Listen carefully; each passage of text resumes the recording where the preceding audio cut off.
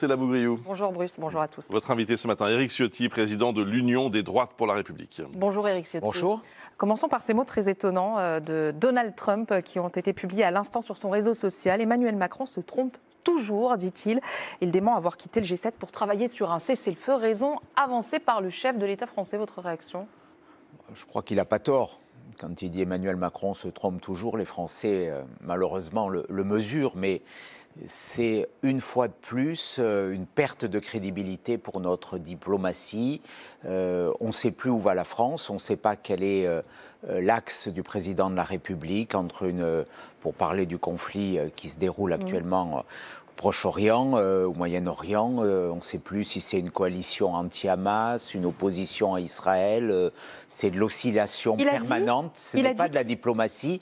Et au final, c'est la crédibilité, la voix de la France qui est en train de disparaître, tout simplement. On ne compte plus parce qu'on dit n'importe quoi. Le chef de l'État a dit tout à l'heure qu'il était prêt à participer aux opérations de protection et de défense d'Israël en cas de représailles. La France doit-elle intervenir, selon vous ? Je crois, je pense et je souhaite que la France soit aux côtés d'Israël. Parce que face à Israël, il y a un État terroriste.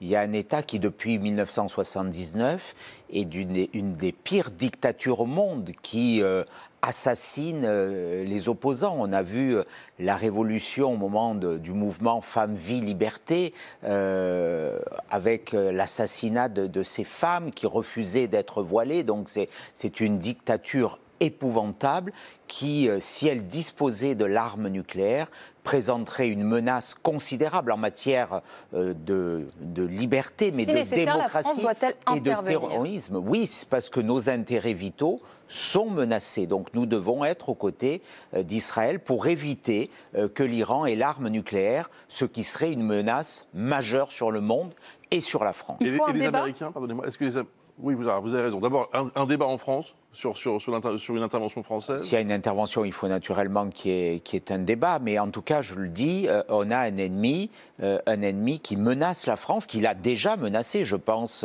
aux parachutistes du Drakkar, je pense aux multiples attentats où l'Iran était organisateur, était derrière. Donc il y a encore 2 otages français en Iran en ce moment. Absolument. Donc il n'y a aucune complaisance à avoir avec cet État terroriste. Et les États-Unis, on a le sentiment que Donald Trump envisage peut-être une intervention. Il a déclaré cette nuit, il faut évacuer Téhéran. Vous souhaitez que les États-Unis interviennent directement dans le conflit ? Moi, je souhaite que la menace nucléaire iranienne soit éliminée. Quels que soient les moyens. Elle présente un risque majeur pour la sécurité du monde et donc tous les moyens doivent être utilisés pour éliminer cette menace.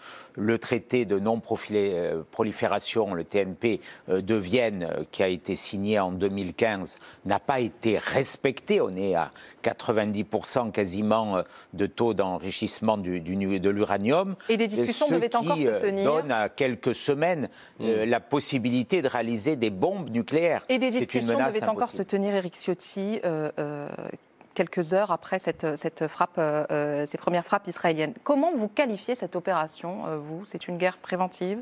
C'est une opération de survie, parce que très clairement, l'Iran a à de multiples reprises souligné sa volonté de rayer de la carte Israël, et nous devons être solidaires d'Israël, parce que derrière cette menace, elle est collective sur tout le monde occidental. Même si elle est illégale au regard du droit international, cette première la sécurité prime, il y a eu des attaques. Ça prime sur le droit international ?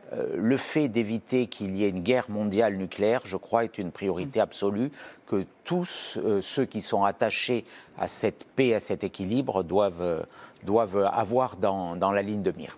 Revenons en France, ultime séance de négociation aujourd'hui, après 4 mois de négociations, d'échanges entre syndicats et patronat. François Bayrou dit avoir proposé une prime pour les seniors qui décident de rester travailler et gagneraient ainsi une partie de retraite en plus de leur salaire. C'est une bonne idée pour tenter d'approcher l'équilibre ? Ce qu'il faut, c'est une partie de la réponse au déséquilibre des régimes de retraite. Vous savez, les déséquilibres des régimes de retraite, ce n'est pas ce qu'on nous dit. Ce sont de l'ordre de 80 milliards d'euros.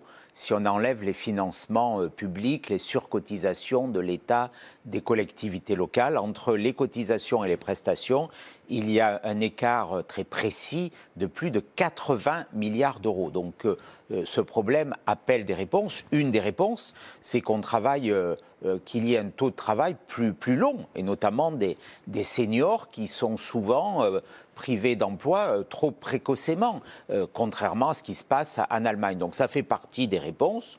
Pourquoi pas, mais je le dis personnellement, la vraie réponse sera dans l'introduction d'une dose de capitalisation. Et j'y viens. C'est la solution que l'UDR, en tout cas, a proposée. Et j'y viens. Vous avez publié ce mois-ci un livre qui s'appelle « Je ne regrette rien », dont le titre est « Je ne regrette rien ». Et justement, c'est intéressant sur cette question des retraites et de la capitalisation. Vous plaidez, vous, pour cette capitalisation, pardonnez-moi. Partielle, mais pas plus tard qu'il y a 10 jours. Pas plus tard qu'il y a 10 jours, le Rassemblement national votait avec la gauche pour abroger la réforme des retraites. C'est pas naïf d'espérer les faire évoluer sur cette question-là d'ici à 2027 ? Nous n'avons pas la même position. Dans ce vote, les députés du groupe EDR n'ont pas souhaité abroger cette réforme, compte tenu de ce que j'évoquais précédemment, compte tenu de ce déséquilibre. Je pense qu'on ne peut pas travailler moins aujourd'hui. Mais justement, la capitalisation peut être totalement compatible. Nous, ce que nous proposons, c'est que 10% des cotisations retraite, il y a 28 points de cotisation, on en flécherait 3 points vers une part de capitalisation qui aurait plusieurs avantages. D'abord d'enrichir les retraités, on l'a vu dans tous les pays où ça se passe. Ensuite de financer l'économie. Aux Pays-Bas, par exemple, il y a un fonds d'épargne retraite qui est l'équivalent de la richesse nationale.